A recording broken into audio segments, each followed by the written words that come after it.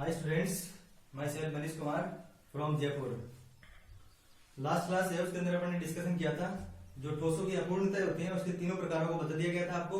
उसके बाद में जो इसी चैप्टर है इसी के अंदर एक नेक्स्ट टॉपिक आता है जो है ठोसों में विद्युतीय गुण।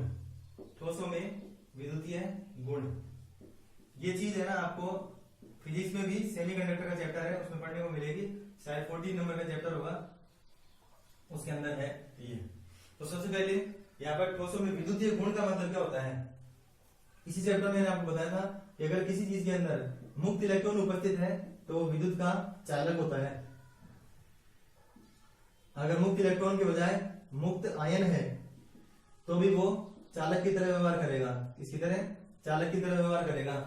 तो दो कंडीशन है अपने पास कि आपको ध्यान ये रखना है कि इन दोनों में से जो है कोई भी चीज उपस्थित होगी तो वो चालक होगा, अगर नहीं है तो कुचालक होगा। और एक संभावना और अपन यहाँ पर देखेंगे जो होगा अर्धचालक। तो यहाँ पर जो मेन जो चीज आएगी ना अपन को देखने को मिलेगी वो मिलेगी केवल ये नहीं मिलेगा क्योंकि ये तो केवल आयनिक ठोसों के अंदर ही होता है। तो सबसे पहली बात कि ठोसों में विद्युतीय गुण जो है वो कितने प्रकार के हो सकते हैं। तो ठोस है उनमें विद्युतीय गुण 3 प्रकार के हो सकते हैं, जिनमें से एक तो होता है चालक जिसको बोल सकते हैं सुचालक, दूसरा होता है एक कुचालक जिसको बोल सकते हैं अचालक या विद्युत रोधी, अचालक या विद्युत रोधी, और तीसरी जो है वो होती है कंडीशन वो होता है अर्धचालक। ठीक है, अब मैं इन सब की 3 परिभाषाएं बताऊंगा आपको और एग्जाम में आपको कौन सी परिभाषा लिखनी होगी ये भी बताया जाएगा कि किस तरीके से अपन इनकी परिभाषाएं लिख सकते हैं। तो पहली जो परिभाषा अपने पास रहेगी वो रहेगी ताप के आधार पर। किसके आधार पर? ताप या टेम्परेचर के आधार पर। वे पदार्थ जिनमें कम ताप पर या कमरे के ताप पर ही धारा का प्रभाव हो जाता है। किस पे? कम ताप पर या कमरे के ताप पर ही धारा का प्रभाव हो जाए। जनरल जो रूम टेम्परेचर है उसी के ऊपर। तो रूम टेम्परेचर पे अगर धारा का प्रभाव हो जाए तो बोलेंगे सुचालक। और अत्यधिक उच्च ताप पर भी धारा का प्रवाह नहीं हो, अत्यधिक उच्च ताप मतलब बहुत ज्यादा ताप कर दिया जाए तो भी उसके अंदर धारा का प्रवाह नहीं हो तो उसको हम बोलते हैं कुचालक। ऐसे ही निम्न ताप पर धारा का प्रवाह नहीं हो, इस पे निम्न ताप पे तो नहीं हो लेकिन उच्च पे होने लग जाए, उच्च पे होने लग जाए वो क्या कहलाते हैं? अर्धचालक। वे पदार्थ जिनमें कम ताप पर या कमरे के ताप पर ही धारा का प्रवाह हो जाता है वो कहलाते हैं चालक। और जिनमें उच्च ताप पर भी धारा का प्रभाव, निम्न में तो होता ही नहीं है लेकिन उच्च पे भी प्रवाह नहीं हो तो उसको अपन बोलते हैं कुचालक। अच्छा, इसी प्रकार अर्धचालक के लिए कहा जाए तो अर्धचालक वे पदार्थ होते हैं जो कमरे के ताप पर तो कुचालक की तरह व्यवहार करते हैं और उच्च ताप के ऊपर ताप बढ़ाया जाए उनका तो वो किस तरीके से व्यवहार करने लग जाते हैं? सुचालक की तरह व्यवहार करने लग जाते हैं। इसका मतलब इनमें दोनों तरह के गुण होते हैं। तो ये तो परिभाषा हुई ताप के आधार पर, एक ताप के आधार पर परिभाषा होगी। दूसरी जो परिभाषा होती है वो होती है कप्पा। कप्पा अपने विद्युत रसायन का चैप्टर 3rd चैप्टर है उसके अंदर आएगा और उसके अंदर जो है ना कप्पा को हम बोलेंगे चालकता। चालकता जो है उसके मान के आधार पर कि किसी पदार्थ की चालकता जो है वो उसके मान के आधार पर देखेंगे। वहां पर अपन इसकी इकाई लिखेंगे ओम इनवर्स और मीटर इनवर्स, क्योंकि कप्पा जो है प्रतिरोधकता की व्युत्क्रम होती है और प्रतिरोधकता जो होती है उसकी इकाई होती है ओम इंटू मीटर। तो इसकी क्या हो जाएगी? Ohm inverse metre inverse. तो चालकता के मान के आधार पर मतलब जो चालकता की रेंज है ना, रेंज उसके आधार पर भी अपन इनको परिभाषित कर सकते हैं।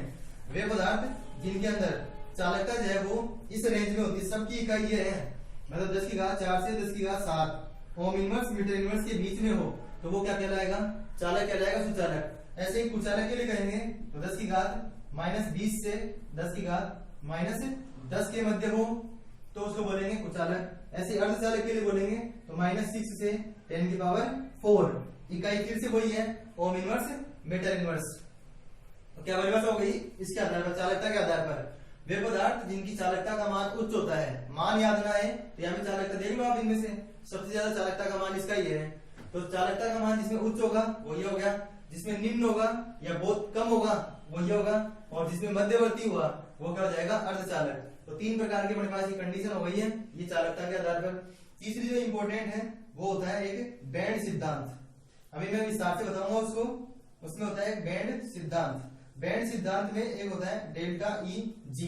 जी का मतलब गैप, ई का मतलब एनर्जी और ये एक तरह से चेंज मतलब फॉरबिडन एनर्जी गैप, वर्जित ऊर्जा अंतराल, जिसमें वर्जित ऊर्जा अंतराल का मान 0 हो, 0 मतलब 0 इलेक्ट्रॉन वोल्ट हो, मतलब गैप हो ही नहीं या फिर बहुत कम गैप हो, गैप कम हो या फिर मतलब बहुत कम हो या फिर हो ही नहीं तो उस स्थिति में अपन बोलेंगे उसको चालक। और अगर इन दोनों के बीच में गैप क्या हो, ज्यादा गैप हो कि इन दोनों के बीच में दो बैंड पढ़ेंगे अभी अपन, संयोजी बैंड और चालन बैंड। इन दोनों के बीच में गैप अगर ज्यादा हो, बहुत ज्यादा हो अगर, तो वो कुचालक होगा। और अगर गैप कैसा हो, मध्यवर्ती हो, तो कम ताप पर तो वो चालक की तरह व्यवहार नहीं करेंगे, लेकिन ज्यादा ताप कर देंगे अगर, तो वो चालक की तरह व्यवहार करने लग जाएंगे। तो अपन ने यहाँ पे समझा कि विद्युतीय गुण 3 प्रकार के हो सकते हैं। ये क्लियर हो गई होगी शायद आपको बात। तो इन चीजों को आप इस तरीके से नोट कर लीजिए कि ताप के आधार पर किस तरीके से परिभाषा होगी, चालकता के आधार पर किस तरीके से होगी। इसको मैं भी और विस्तार से बता रहा हूँ आपको कि ये क्या होता है, बैंड सिद्धांत क्या होता है। ठीक है, तो अब नेक्स्ट टॉपिक धातु में विद्युत चालन। और विद्युत चालन का जो सिद्धांत है यहाँ पर वो है बैंड सिद्धांत। अभी जो बैंड सिद्धांत है वो होता क्या है, इससे पहले आपको इस चैप्टर में बताया गया था कि जो धातु होते हैं, धातु उनमें जो विद्युत का चालन होता है वो किसकी वजह से होता है, मुक्त इलेक्ट्रॉन की वजह से होता है। और धातु में चालन जो होता है वो ठोस और गलित दोनों अवस्थाओं में होता है। मतलब एक ही प्रकार के ठोस ऐसे थे जिनमें दोनों अवस्थाओं में विद्युत का चालन हो रहा था, वो थे धात्विक ठोस, और कारण था इनकी सतह पर मुक्त इलेक्ट्रॉन की उपस्थिति। ठीक है, उसके बाद में अपन समझते हैं कि ये जो यहाँ पे लिखा हुआ है डायग्राम में आपको दिख रहा है कि यहाँ लिखा हुआ है संयोजी बैंड, यहाँ पे लिखा हुआ है चालन बैंड या चालक बैंड। ये होते क्या है एक्चुअल में ये होता है कि कोई भी धातु, जैसे मान लो अपन लिथियम को लेते हैं, लिथियम के बाह्यतम कोश का इलेक्ट्रॉनिक विन्यास अगर लिखे तो लिथियम के बाह्यतम कोश का इलेक्ट्रॉनिक विन्यास हुआ 2s1। तो यहाँ पर कक्षक जो है वो कौन सा हुआ, 2s कक्षक। ठीक है, तो 2s कक्षक हुआ बाह्यतम कोश। और किसी भी तत्व के बाह्यतम कोश को अपन बोलते हैं संयोजी कोश, और संयोजी कोश में उपस्थित परमाणुओं को बोलते हैं, जो परमाणु कक्षक होते हैं वो संयोजी परमाणु कक्षक हो गए। अच्छा, एक अपन ने 11 में पढ़ा था कि जब भी परमाणु कक्षक एटॉमिक ऑर्बिटल आपस में कंबाइंड होते हैं तो उनसे बनते हैं मॉलिक्यूलर ऑर्बिटल, मतलब अणु कक्षक। जब भी परमाणु कक्षकों का संयोजन होता है तो उनके परिणाम स्वरूप क्या बनते हैं, अणु कक्षक बनते हैं।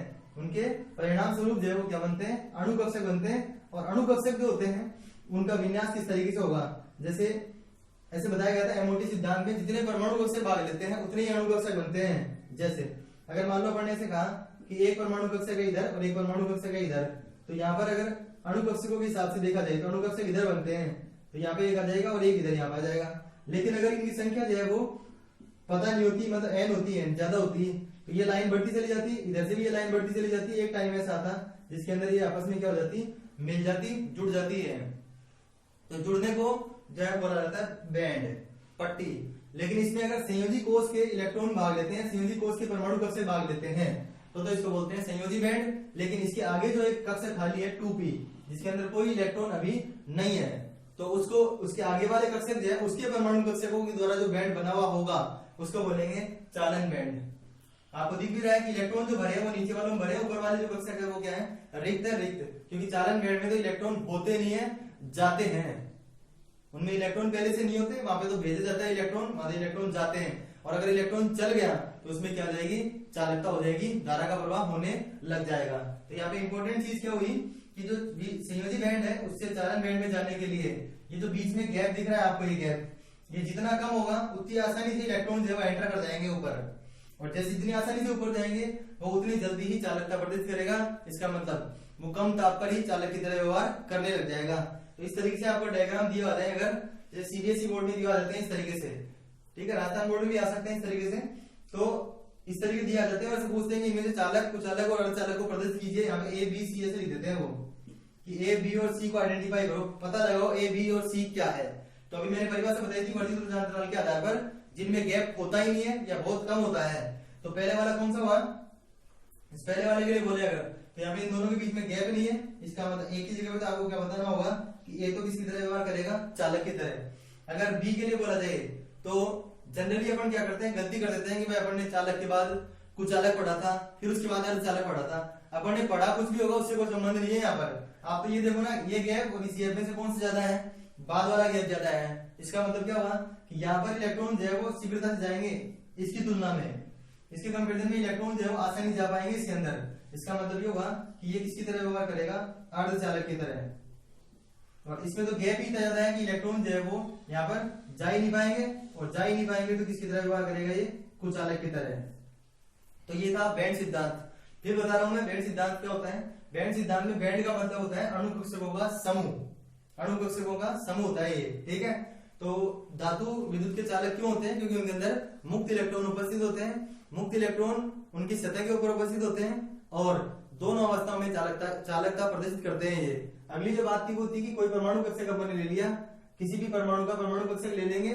अगर संयोजी कोष के परमाणु कक्षक संयोजन में भाग लेते हैं, अतिवेपन में भाग लेते हैं, तो जो अणु कक्षक बनेंगे उनकी जो ग्रुप होगा, समूह होगा, उसको अपन बोलेंगे संयोजी बैंड। और संयोजी बैंड के जस्ट आगे जिसमें कोई इलेक्ट्रॉन उपस्थित नहीं है उसके परमाणु कक्षकों द्वारा अगर कोई अणु कक्षक या अणु कक्षकों का समूह बनाया गया तो उसको बोलेंगे चालन बैंड। अगर इलेक्ट्रॉन और चालकता केवल तभी हो सकती है जब इलेक्ट्रॉन जो है वो संयोजी बैंड से चालन बैंड में जाएंगे। ये कंडीशन है इसकी मस्ट। उसके बाद में 3 डायग्राम बने हुए हैं। यहाँ पर अपन को देखना है कि इसमें पहले वाले में, दूसरे वाले में और तीसरे में संयोजी बैंड तो भरा हुआ है लेकिन चालन बैंड जो है वो रिक्त है। वो रिक्त इसलिए है कि जिससे कि इलेक्ट्रॉन इसके अंदर जा सके। अगर वो भी पहले से भरा होता तो इलेक्ट्रॉन जा ही नहीं सकते थे। सब चीज डिपेंड किस पे कर रही है? वर्धित ऊर्जा अंतराल के ऊपर। जिसमें गैप नहीं होता उसमें आसानी चल जाते हैं, इसलिए वो चालक होगा। जिसमें गैप कम होगा उसमें कम ताप पर तो नहीं जाएंगे, थोड़ा सा ताप बढ़ाते चल जाएंगे, वो अर्धचालक होगा। और अंतिम जो होगा वो होगा जिसमें ज्यादा ताप कर दिया जाए तो भी धारा का प्रवाह नहीं होता, तो उस स्थिति में अपन को क्या बनेंगे? कुचालक। अब अपने सिलेबस में इनमें से जो अर्धचालक होते हैं, अर्धचालक, उनको विस्तार से दिया हुआ है। तो अपन आगे हम अब देखते हैं अर्धचालक के बारे में। तो अर्धचालक के बारे में भी थोड़ी देर पहले बताया था आपको कि अर्धचालक कम ताप पर चालकता प्रदर्शित नहीं करते लेकिन अधिक ताप पर करते हैं। फिर अपन देख रहे हैं अर्धचालकों के प्रकार। तो अर्धचालकों के प्रकार में 2 प्रकार लिए हुए हैं, नैज अर्धचालक और अपद्रव्य अर्धचालक। नैज को याद रखना है आपको शुद्ध अर्धचालक और अपद्रव्य को रखना है अशुद्ध अर्धचालक। ऐसे याद रख लो कि अगर किसी ठोस में अशुद्धि मिलाई जाए, मतलब किसी अर्धचालक में अशुद्धि मिलाई जाती है तो किस प्रकार का अर्धचालक प्राप्त होगा? तो आंसर होगा अपद्रव्य अर्धचालक। सबसे मेन इंपोर्टेंट बात आती है कि नैज अर्धचालक बनते किससे हैं? तो नैज अर्धचालक बनते हैं आवर्त सारणी के तत्व, आवर्त सारणी के वर्ग 14 के तत्व, जो कार्बन परिवार होता है, वर्ग 14 के तत्व सिलिकॉन और जर्मेनियम से। तो क्वेश्चन पूछा हुआ है ये कि शुद्ध अर्धचालक किन तत्वों द्वारा बनाए जा सकते हैं या नैज अर्धचालक किन तत्वों द्वारा बनाए जा सकते हैं? तो आंसर होगा सिलिकॉन या जर्मेनियम। जैसे अपन ने डायग्राम बना रखा है ना, इसमें सारे सिलिकॉन है, इन सबको हटाकर इनकी जगह पे जी भी कर सकते हैं, जर्मेनियम भी कर सकते हैं। ठीक है, तो जहाँ पे सिलिकॉन है उनकी जगह जर्मेनियम लगा दोगे तो भी चलेगा। तो सिलिकॉन और जर्मेनियम से बनते हैं नैज अर्धचालक। ठीक है, तो शुद्ध अर्धचालक की बात ये हो गई। अब बात ये आती है कि इसमें चालकता कहां से होगी? इसमें मुक्त इलेक्ट्रॉन ही नहीं है।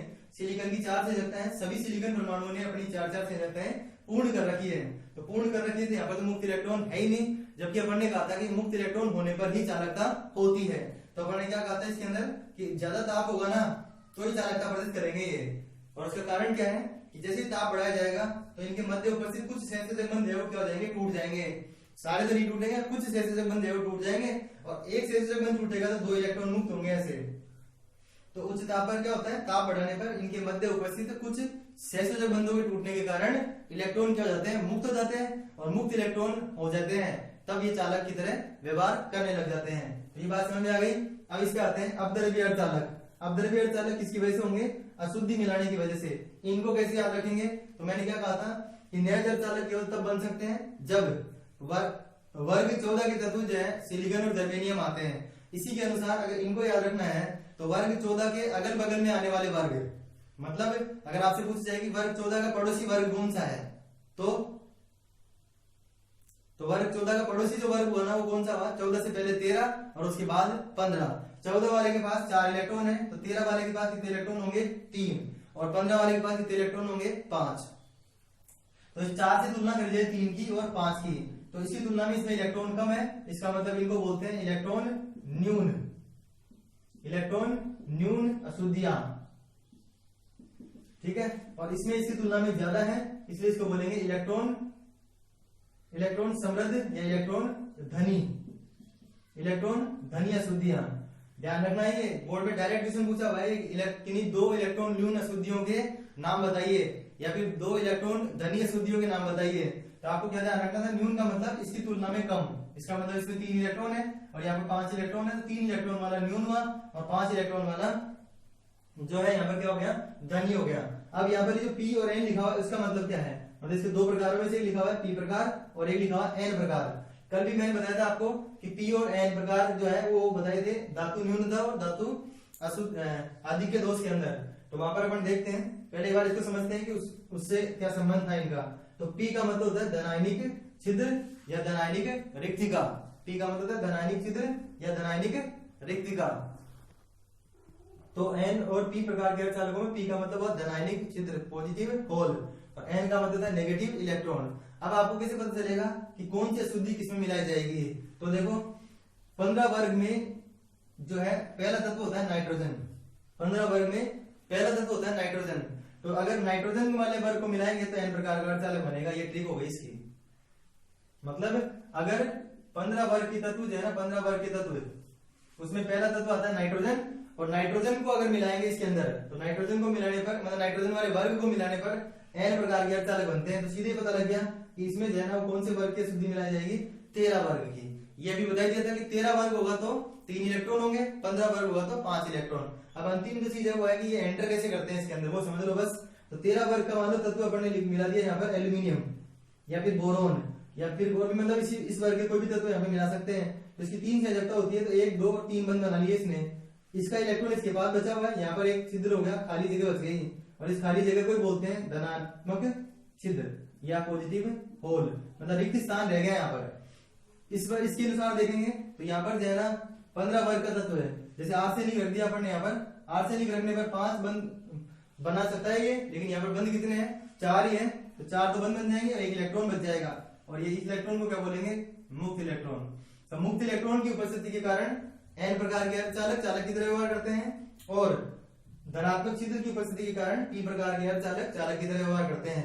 अगर परिभाषा पूछे कि पी प्रकार का अर्धचालक किसे कहते हैं तो सीधी सीधी परिभाषा है कि जब शुद्ध अर्धचालकों में वर्ग 13 के तत्वों की अशुद्धियां मिलाई जाती है तो प्राप्त अर्धचालक पी प्रकार के होंगे और वर्ग शुद्ध अर्धचालकों में वर्ग 15 के तत्वों की अशुद्धि मिलाई जाती है तो वो किस प्रकार के अर्धचालक होंगे? वो होंगे एन प्रकार के अर्धचालक। ठीक है, तो इसको आप नोट कर लीजिए। Thanks for watching.